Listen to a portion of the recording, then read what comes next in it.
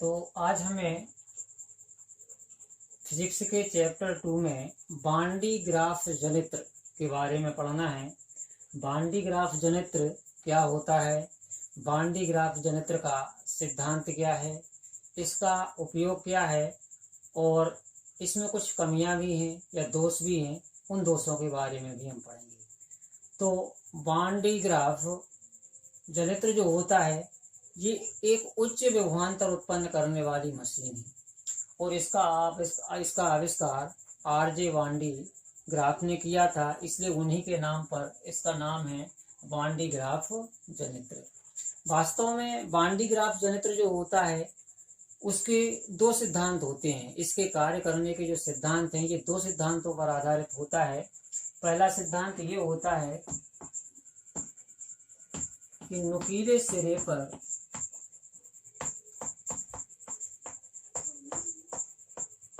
आवेश घनत्व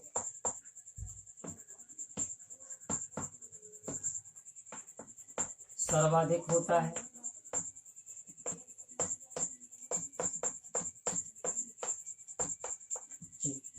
ये पहला सिद्धांत है। कोई भी चालक है, आवेश जो होता है सर्वाधिक उसके किनारों पर होता है।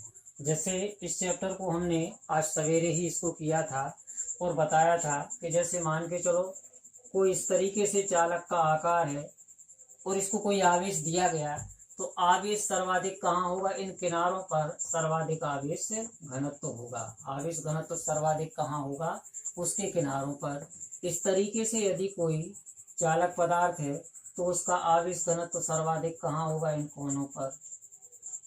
ठीक है, तो बांडी ग्राफ का जो पहला सिद्धांत है वो ये है कि नुकीले सिरों पर आवेश घनत्व सर्वाधिक होता है। अब इससे क्या होता है कि जहां नुकीले सिरों पर आवेश घनत्व सर्वाधिक होता है तो वहां आसपास की वायु भी आवेशित हो जाती है। आसपास की वायु जो होती है वो उस पर धनावेश आता है या ऋणावेश, तो उस पर धनावेश आता है और धनावेश आपस में प्रतिकर्षित होते हैं, जिससे हवा विपरीत दिशा में चलने लगती और इस वायु को या हवा के चलने को हम बोलते वैद्युत पवन। तो एक सिद्धांत हो गया ये बांडी ग्राफ जनित्र का। दूसरा सिद्धांत होता है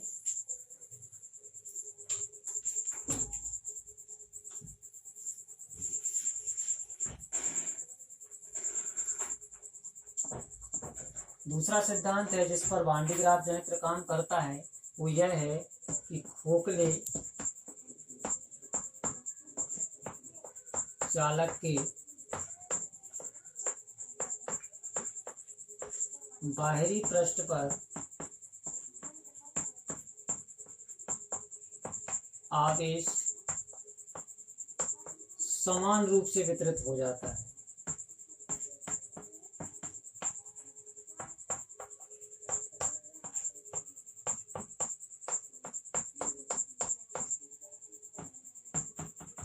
दूसरा सिद्धांत ये होता है, ठीक है, कि जब भी किसी खोखले चालक को कोई आवेश दिया जाता है तो आवेश उस चालक के पृष्ठ पर, बाहरी पृष्ठ पर समान रूप से वितरित हो जाता है। इन दो सिद्धांतों पर बांडी ग्राफ जनित्र काम करता है। तो अब देखिए ये है बांडी ग्राफ जनित्र। इसका स्ट्रक्चर क्या होता, यह एक टंकी नुमा संरचना होती है, ठीक है, और इसका जो ऊपरी सिरा है ये कैसा होता है, गोलाकार होता है। इस पृष्ठ को हम एस से दर्शाते हैं। अब इसके अंदर दो घिरनियां होती हैं, ये P1 और P2 दो घिरनी जिस पर कोई बेल्ट टाइप का लगा रहता है या कोई पट्टा टाइप का लगा रहता है। जैसे चक्कियों में देखा होगा, चक्की का जो पट्टा होता है वो लगा रहता है, घूमता रहता है। इस तरीके से घिरनियों पर एक पट्टा या बेल्ट लगा होता है जो इस तरीके से घूमता रहता है, अब देखिए क्या होता है कि यहाँ पर दो कंघियां हैं। एक C1 है, इसको कहा जाता है स्प्रे कॉम्ब या स्प्रे कंघी, और जो दूसरी कंघी है वो ये है जिसको हमने C2 से दर्शाया है, इसको कहा जाता है संग्राहक कंघी। अब जो स्प्रे कॉम्ब होता है या स्प्रे यहाँ C1 कंघी होती, इसका संबंध होता है एक हाई वोल्टेज वाले किसी सोर्स से होता और यहाँ इस घिरनी का संबंध होता है किसी मोटर से, ताकि इससे बेल्ट को या पट्टे को घुमाया जा सके। तो जब इसको आवेशित C1 को आवेशित किया जाता है तो देखिए यहाँ जो कंघी नुमा संरचना है, इसके किनारे कैसे नुकीले हैं, यहाँ आवेश घनत्व तो ज्यादा होगा, यहाँ आवेश घनत्व तो ज्यादा होगा, तो यहाँ जो आसपास की वायु है वो कैसी हो जाएगी, धनावेशित हो जाएगी और इस कंघी से प्रतिकर्षित होकर दूर भागेगी। अब आगे क्या है, ये पट्टा घूम रहा है तो इस पट्टे से वो वायु टकराएगी और ये जो वायु पट्टा या बेल्ट है ये कैसा हो जाएगा, इस पर पॉजिटिव चार्ज आ जाएगा, धनावेशित हो जाएगा। अब चूंकि ये पट्टा घूम रहा है और घूमते घूमते किस तरफ जाएगा, ऊपर की तरफ जाएगा। अब जब ये बेल्ट यहाँ से घूमते घूमते इस दूसरी कंघी C2 के पास आएगा, यहाँ,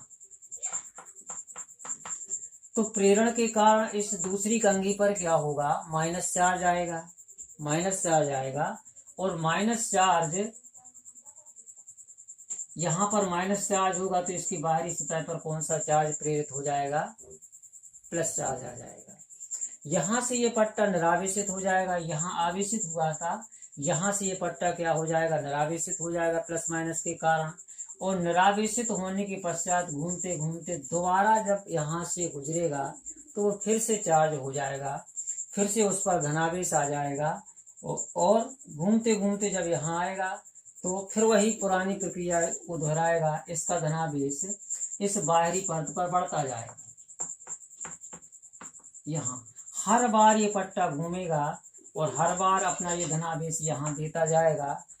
एक समय ऐसा आएगा जहाँ ये पृष्ठ है इस पे ढेर सारा धनावेश हो जाएगा, बहुत ज्यादा धनावेश आ जाएगा। तो इस तरीके से एक उच्च विभवांतर पैदा करने में वान डी ग्राफ जनित्र का उपयोग किया जाता है।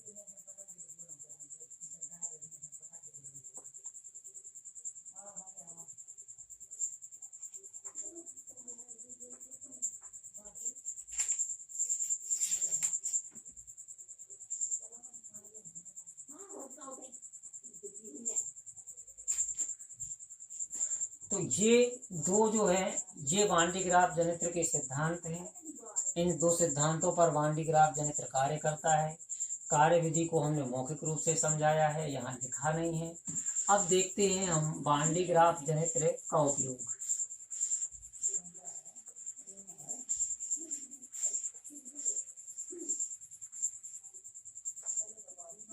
तो अब यदि इसके उपयोग की बात करें तो पहला क्या है, उच्च विभवांतर उत्पन्न करने में।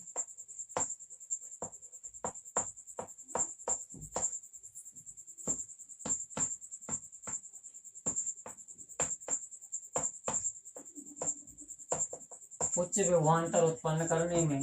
और दूसरा क्या है, जितने धनावेशित हैं, धनावेशित कण जैसे अल्फा है, प्रोटॉन है, न्यूट्रॉन है इत्यादि को त्वरित करने में।